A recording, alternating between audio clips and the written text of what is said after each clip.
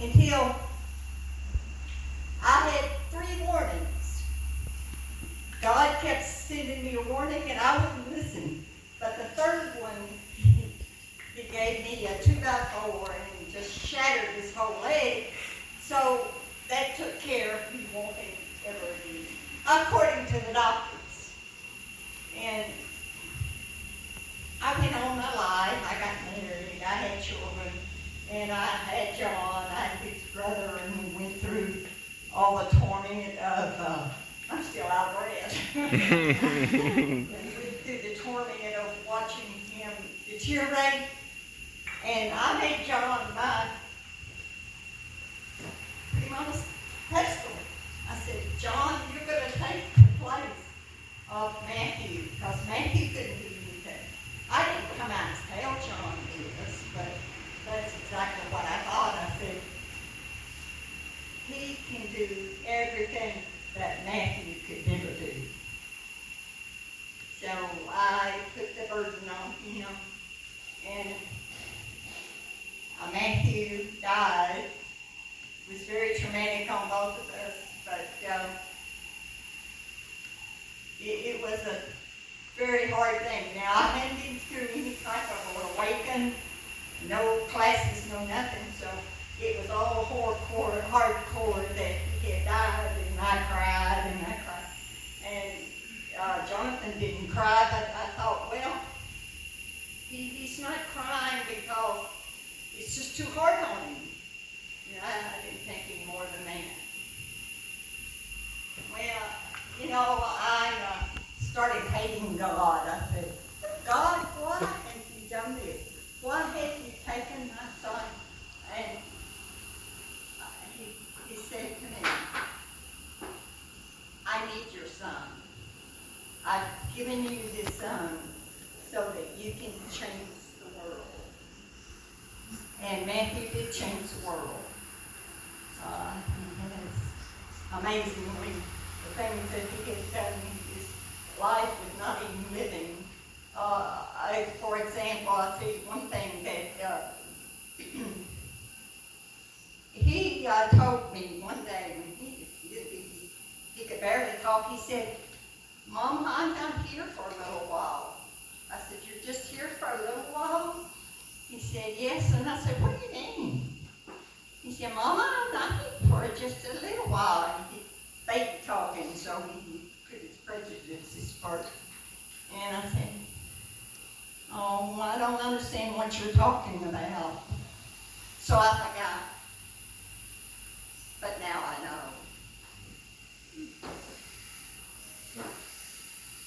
I went on with this bad leg. It started deteriorating all my body. I had osteoporosis. I couldn't even breathe. I couldn't even go into an elevator without putting a mask on. John would have to run and get my oxygen if I forgot about it, because I couldn't breathe. So I thought. Then the doctors kept saying, your leg is just not going to heal. And I said, okay, I believe these doctors. I've had them for 20 some odd years, them telling me these things, so why wouldn't I believe them? I said, well, okay, if that's what you're going to tell me, then I'll believe it. So they put me in hospice. And what in the world could I do? The nurses came, they gave me bath, I lay there, and I couldn't walk. I hadn't walked for 20 years. I'd been in a wheelchair for 20 years because of these doctors telling me that I couldn't walk. So when all these organs started dying, I thought, well, I guess I really am dying. So I called John up and I told him. He said, not much of nothing, just kind of left that day. And said, okay. And I just thought that, well, I would die and be that bad. I could see God and all of this, and I made a big to-do about it. But Jonathan one day came to me and he said, Mama, you know the things that are happening is you.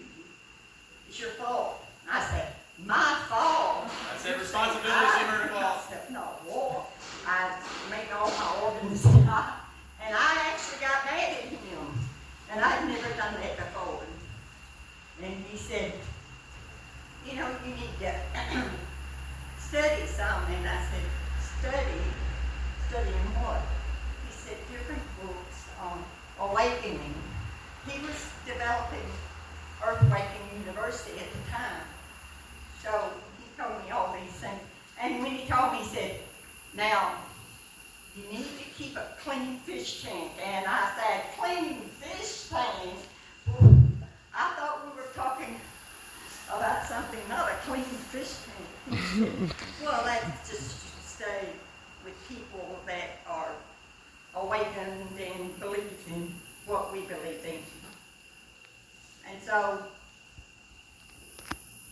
I started reading the books, and I kind of borrowed John's faith because I didn't really have that much faith, but I said, okay, I'll work with it. When about 2 weeks down the line, excuse me, he comes to me and he says, Mama, haven't you always wanted to see a humpback whale? I said, humpback whale? Why are you saying that? He said, because we're going to go see humpback whale. And I don't know at what time I said that, but I said, humpback whales? What do you mean? And he made fun of my southern accent. And he said, we're going to go see the humpback whale. You want to do that? And I said, well, I'm dying. Is that okay? And he gave me his faith. And sure enough, we started on our trip to see the humpback whale. And we got in this little boat, and we went out in the water, and we went out, didn't see anything, and I said, oh, I see anybody. But then out of the water comes 5 beautiful humpback whales. And when they took, it's called breaching, but I don't care. They took like fish, but they also took in air. And when they took that air in, I said, I'm going to live. They were breathing, and I was breathing. I was no longer focusing on death, like these doctors had told me, wearing all these equipment, braces, each arm broke, all these. They had me on so much medicine that it came to a count of 30 pills a day. 4 of those were narcotics for pain. So that really kind of is that count. But when I saw those whales and I started living, I said, thank you, God. I surrendered totally to you. And as life went on,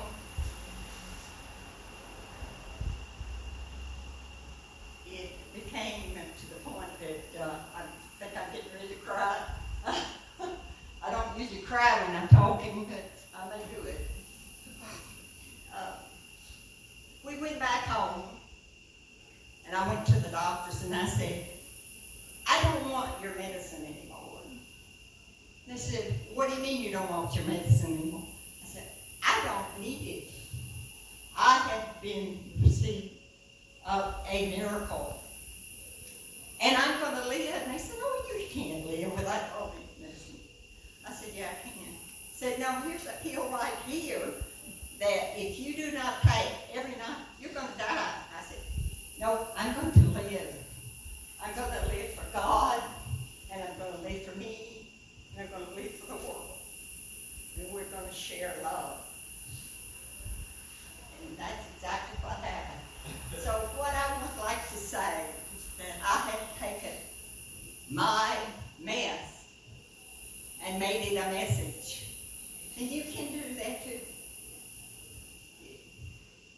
We can all receive miracles. We just have to believe. You just have to put your faith forward and work your faith muscles for anything that is wrong, anything that happened. God's with us. So that's what we all need to do. And it is just amazing what life is like now. I've done breakthrough, which taught me the reason my heart was closed is because I thought I wasn't loved. But I am loved. God loves us and we all love. So I keep my heart open, just like you need to. Keep your heart open. And you may have to go to your blueprints and throw them away and say, I don't want to be that. I want to be good. I want to live. And I want to But it is amazing that after 20 years in a wheelchair, I threw it away. I had a cane, I threw it away. I had a walker, I threw it away. I threw it all away. Because I was living. I wasn't focusing on dying anymore. I was focusing on living. And that's exactly what we all must do. Must stay awakened and keep our heart open to love. And I thank you very much. And here's my son, John. All right. Give a big round of applause for Mama. Mama Zilla. Everybody say, Mama can do it, I can do it. Mama can do it, I can do it. Guys, you talk about those pills. I mean, yeah, it's like 30 pills a day. They don't even have to. And so, how that whole industry works, they treat symptoms. They don't treat the cause. The cause is, but they don't even go that deep. The cause is your thoughts, your beliefs, your fears. And so they'll say, hey, so you go in, you got some sort of problem, you go in, they're like, oh, hey, okay, we can take care of that, here, just take this pill. Like, okay, cool, take this pill, I'll be good. Well, no, you gotta take it every day. Okay, well, for how long? Well, no, you just take that now. Every day forever. You just take that now. What? What do you mean take that forever? Like, I thought it was supposed to fix it. Well, no. No, they don't say it, just suppress the symptoms. They don't talk to that language. They don't talk in reality and truth. They just want to perpetuate the illusion longer. And they don't even know. The doctors that are saying that don't even know because they were so domesticated, indoctrinated, programmed to just say what they're saying. And they're not allowed to question the answers that they were given. They just have to say the answers as if they're truth, even though they're lies and they don't know it. So, what you got? Yeah, let me add one thing. I just wanted to say, those people that John was talking about on the phone, well, guess what? When I was healed, I went to them and I was telling them what they could do to heal themselves. And do you know what they did? They threw me out of the house. They didn't want anything to do with me. They never were friends. And I said, well, I thought we were friends. I was just bringing something to help you. You're not helping us, you're hurting us. What the doctors do. The doctors. What the doctors do. The doctors. Doctor. Yeah, what they do. The doctor. When you got healed, what they do. Oh, no, I wouldn't have told the doctor. No, once you told them, they... No, when we came back, I told them I didn't need any of their medicine. I threw all their medicine away. And I didn't even tell them we had gone to see humpback whales because they said, you're too weak. You can't go see something like that. But God shared his faith with me, and that gave me enough faith that we could do those. Yeah. But it took about 2 months, but the doctors flat refused to ever see me again because I no longer believed what they were believing. And they wanted to keep me, So, why do you think they wanted to keep me in hospice until I died? The medicine, there was over $4,000 worth of medicine. So, the doctors were, I hate to say that, but they're making money They got a residual income as long as they got you hooked. It's drug dealers. As long as you're hooked, then they get a residual. They literally get a residual income. But they got pissed because once you tell the truth and you step in a world of lies, the lies have to like stamp you out or stamp you. They gotta brainwash you or stamp you out. They gotta get rid of you because you cannot exist in a world full of lies because you destroy it. So. Well, you know, I have had people to say, well, why did you believe those doctors? And I said, well, after 20 years of seeing them twice a week, wouldn't you? I mean, what more could I do? You didn't know there was another option. And they weren't for me, they were for them. They didn't know it. They were just programmed. So they were just doing what they were told. They were being good little boys and girls, trying to get their A's so they could finally be worthy. So thank you, Mom. They don't believe in God. Yeah. So John, they don't believe in God. Yeah, that's the problem. ask me if we want to go see the whale. You want to go see the humpback whales? The humpback whale. Oh my life. Remember that. Yeah. Thank you. You're welcome. Thank you. By the way, Mom's a powerful manifester. So powerful. We get here to Costa Rica. So she made it with us. She was one of the 7 that went through the journey through Mexico, all the crazy shit we went through to get our asses down here when the borders were closed. And so she made it as we get here. And then something made me think about, like, I just Googled humpback whales. And I don't know why I just Googled, but I just Google it. And all of a sudden I see, right there at the top, is the #1 place on the planet to see humpback whales. Not just Costa Rica. The Costa Rica, 15 minutes from where we were living at that time. Ticos will get upset if you say that whales' home is Alaska. Yeah. Because it's not. They're born. Yeah, they're all born here.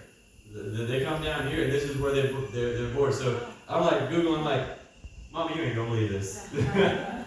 The #1 place on the planet to see humpback whales is 15 minutes down the road. So you know what? I think was it her birthday? I think for her birthday, we went and saw the humpback whales. Like that's right there. I think they're here right now, aren't they? Is that Nicoya or is that off? It's right there, right? Dominicalito, the whale tail, Dominica. It's all right there. Yes. All the way to Manuel Antonio. Season now. It's now, right now. Yeah, so we might go this week. We might even go see the humpback whales this week. They're here right now. They're breeding. The babies are being born right there. Like you can watch the little babies, and they're like building the muscles. The little babies will jump out of the water because they're learning how to. They jump out of the water to build their muscles. So, isn't that pretty wild? But I remember we went to Manuel Antonio after we got here. We're all walking. It's a big beach out there. We're all walking around the beach, and I look over, and I'm like pretty far away from Mom, and I'm looking at her, and she's looking all weird. I'm like, what is she doing? So I'm like, go check on Mom, and I walk over there, and she's just standing there like, I'm like, Mama, what are you doing? It's like she saw a ghost or something. I'm like, what are you doing, Mom? And she's like,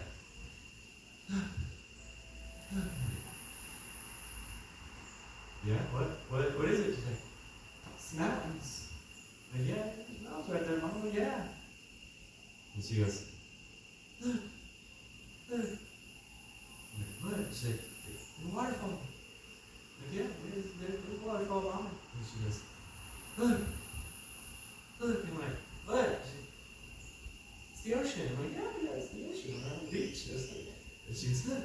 And she's pointing out her feet. She got all the black sand all over her feet. And she's like, look, sand. I'm like, yeah, that's the beach. It's sand. Yeah. She said, this is it? This is what? Mom, this is my dream. I've had this dream my whole life since I was a little child. I'm standing in my dream. I'm here. Wow, that's wild. And she almost didn't make it to her dream because she listened to the world.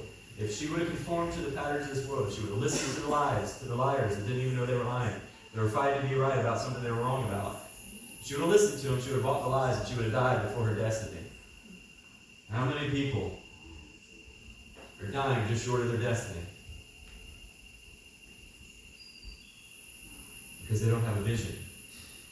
And without vision, people perish. Mom had a vision. She followed her, found her way here. Thank God. Hope is still alive in this world. Faith is still alive in this world. The world's going to need it. what we're stepping into. The world's going to need some light. Just like that, just like this. So people who've been to the darkness and made it out on the other side. As we talked about last night, if we're flying through a storm, I want a pilot who's been through a storm before. I don't want a newbie in the storm. It's fine, you've been flying planes, but if you've been through a storm, you've been through a Category 5 hurricane yet, well then you're not the person. These are people who've been through the storm, and you are so important. All you mothers here, the reason that you're here is because you are valuable. You are so important. Your story is important. Your voice is important. You've been shrinking down. It's time to grow. But not grow and not try to become a dude. No. Just share your vulnerability. That's your power. Just share your feelings. Share how you feel. How did it feel? When you